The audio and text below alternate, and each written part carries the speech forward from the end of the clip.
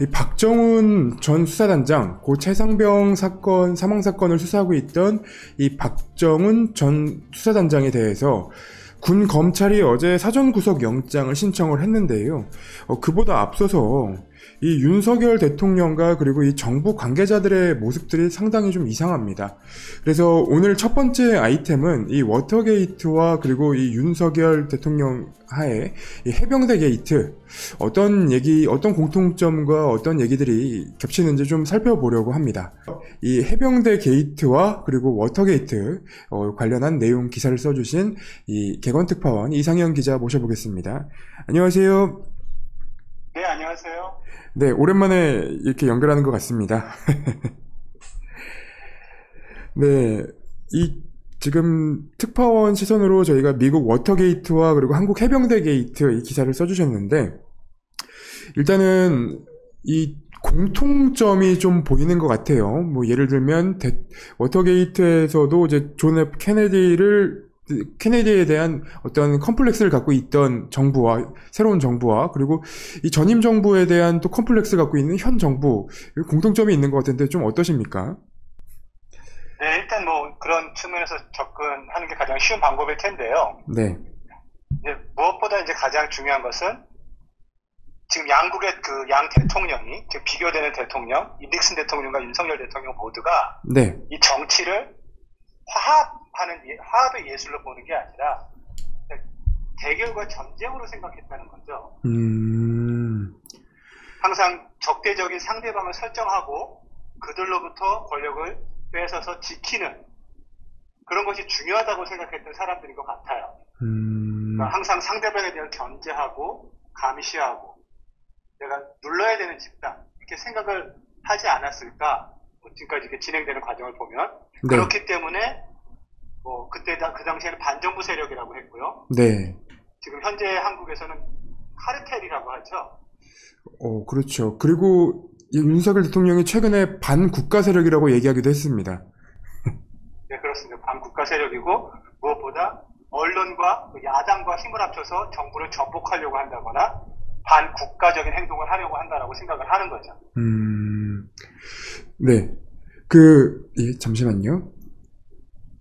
네, 소리가 좀 작게 들리는 건가요? 혹시 소리를 좀 더 크게 내주실 수 있을까요? 저희가 좀 작게 들려서. 네네. 네네, 감사합니다. 잘 들리십니까? 예, 지금 잘 들립니다. 네. 그 당시에 닉슨 대통령도 지금 우리나라에서 보이는 것처럼 뭐 언론 장악이라던가 뭐 국회 무시 뭐 그런 모습들을 보였던 건가요? 네, 그렇죠. 이제 당시에 이제 치열하게 대선을 치르고 올라왔고 그래서 무엇보다 이제 가장 중요한 터닝 포인트는 네. 펜타곤 페이퍼라고 하는 그 아주 핵폭탄급 군사 비밀이 이제 폭로가 됐었습니다, 당시에. 네네.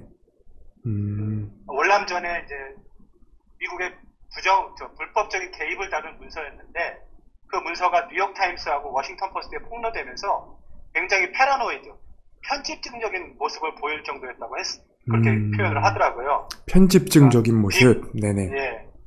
비밀을 지켜야 하고 항상 좌파들이 나를 노리고 있고 국가를 위에 빠뜨리려고 한다는 그런 생각을 하고 있었다는 거죠. 그래서 그 대상이 그 분노가 야당이나 언론 쪽으로 이제 향했던 겁니다. 지금 말씀 주신 내용은 주어를 빼고 듣는다면 우리나라 상황과도 굉장히 비슷한 것 같습니다. 아, 그런가요? 예.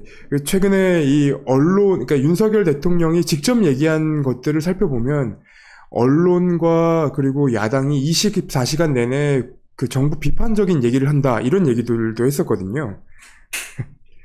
그것이 언론과 야당이 하는 일 아닌가 싶은데요. 그렇죠. 원래 언론과 야당이 해야 되는 일인데, 예, 그렇게 이제 인식하고 있는 것 같습니다.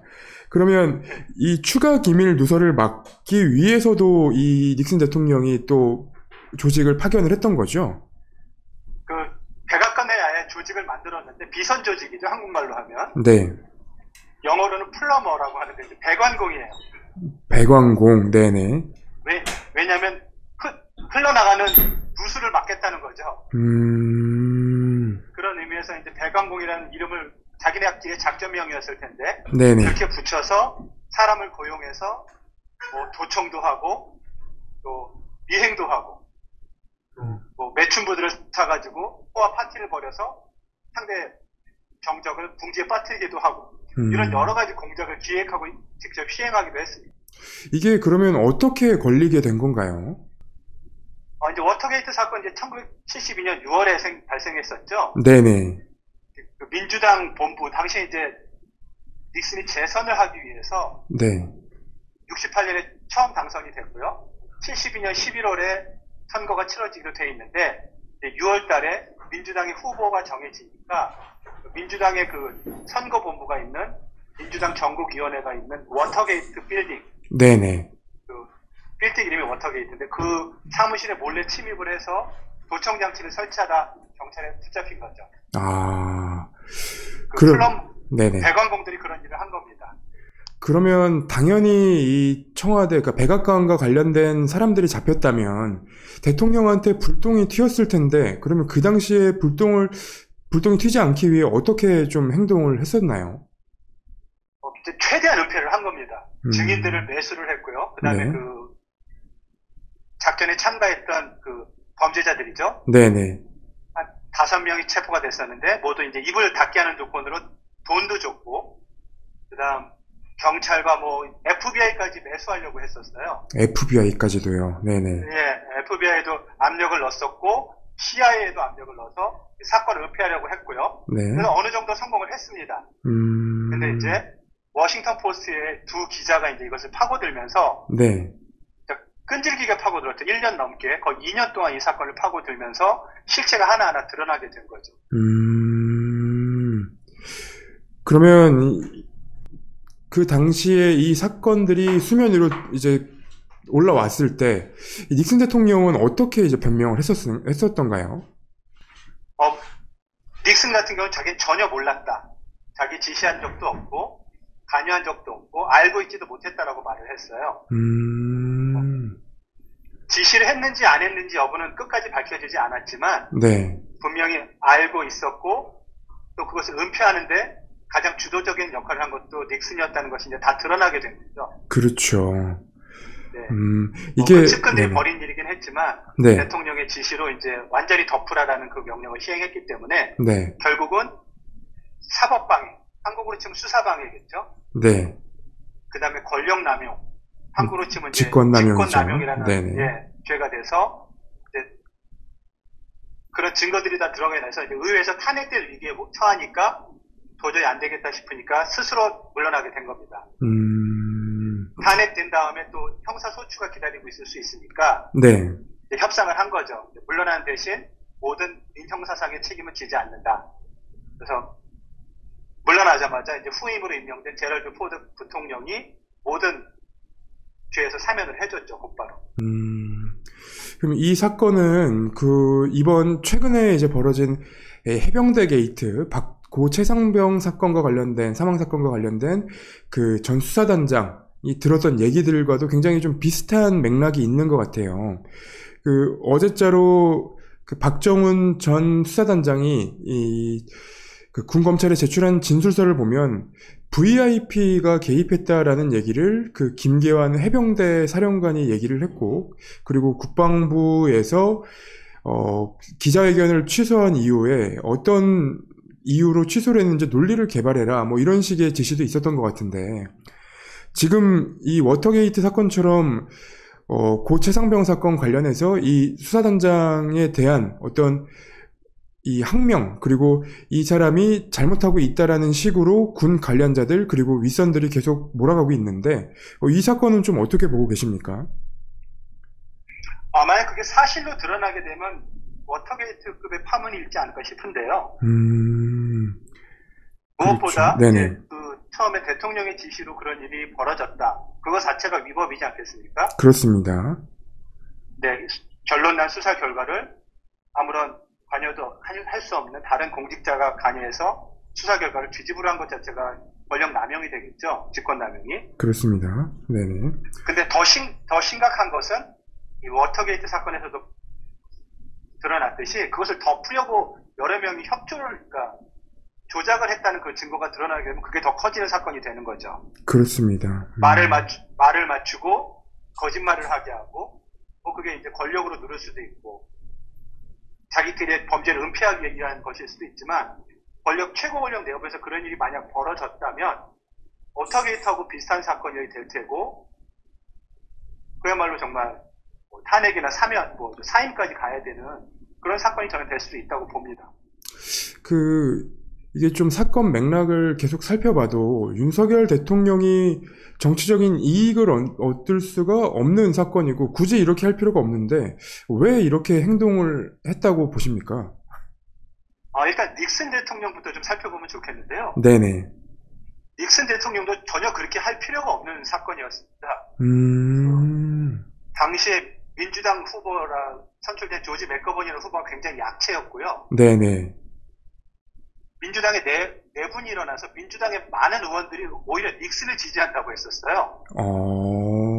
네네네. 그래서 선거는 치르나 마나라 하는 얘기도 있었고 선거 결과가 네. 선거인단 533명 중에 닉슨이 520, 맥거번이 13. 그러니까 아주 압도적인 표차로 난 거죠. 네, 엄청나네요. 네네. 네.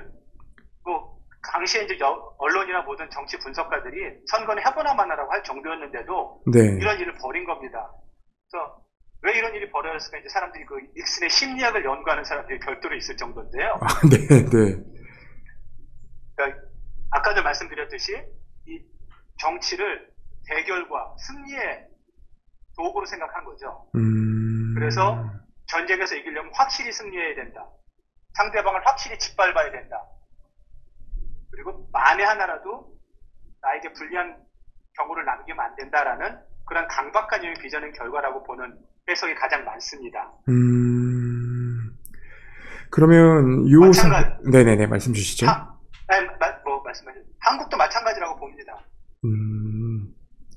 그런 좀 상대방에 대한 우월감 또 지배하려는 욕구 혹시 이런 것들이 있진 않았을까? 윤석열 대통령 만약에 윤석열 대통령과 대통령실이 벌인 일이라고 알려질지라도 이게 무슨 정치적인 이득이 있습니까? 사단장 한 명을 구하기 위해서 이런 일을 벌였다는 것 자체가 전혀 이해가 되지 않지 않습니까? 그렇죠. 네. 그렇지만 그 심리학을 들여다보면 그럴 수도 있다라는 것이 이제 심리학자들의 설명인 거죠. 네. 한 가지 재밌는 얘기를 해드리자면요. 네네. 닉슨 대통령과 윤석열 대통령의 공통점이 하나 있는데, 네. 닉슨 대통령이 나중에 이 문제 때문에 이제 법정에 서게 되는데 이제 변호사가 대신 나갔죠. 네네. 변호사가 법원 판사에게 이렇게 말합니다. 대통령이 나한테 이렇게 말하라고 했다. 대통령은 프랑스의 루이 14세와 같은 절대 군주의 권한을 갖고 있기 때문에 탄핵이 아니고선 어떠한 법률로도 처벌받을 수 없다라고 이렇게 얘기를 했어요. 자기를 왕에 비유한 거죠. 네네. 황당하네요. 절대 군주인 루이 14세 실제 비유한 이게 문장입니다. 근데 이제 보시면 이게 대선 기간 동안에 손에다가 손바닥에 왕자를 쓰고 나온 어떤 대통령이랑 비슷하지 않습니까? 그렇습니다. 굉장히 비슷한 것 같습니다. 그러니까 이런 사고 방식에서 나올 수 있는 이런 이득이 안 되는 행동을 이런 방식으로 이런 좀 개념으로 좀 풀어볼 수 있다는 거죠.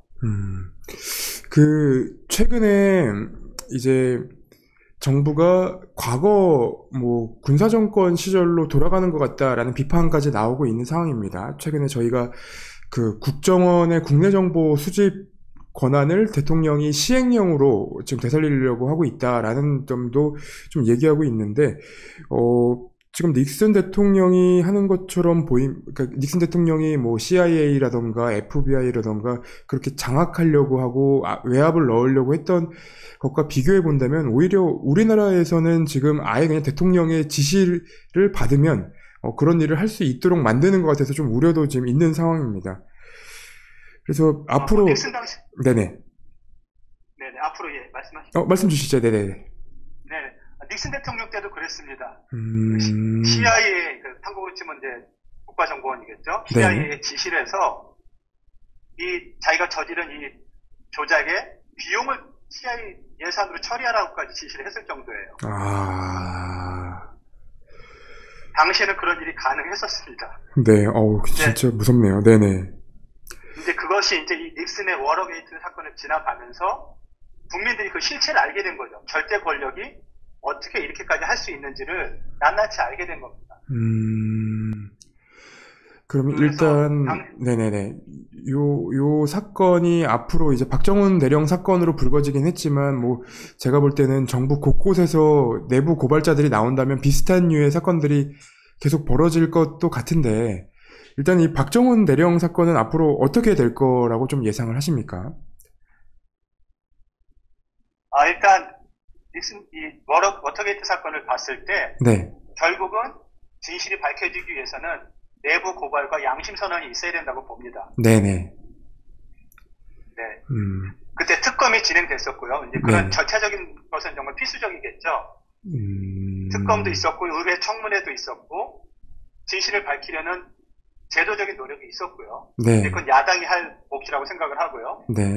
근데 그 과정에서 이 진실의 무거운 압력, 바다처럼 어깨에 쏟아진 압력을 결국은 이기지 못하고 양심적인 말을 할 공직자가 분명히 있을 거로 봅니다.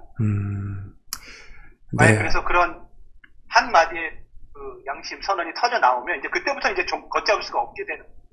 그러니까 그런 상황을 만들기 위해서 네. 아까 말씀드렸듯이 그런 제도적인 장치들을 계속 지금 주장하고 만들어 나가야 된다.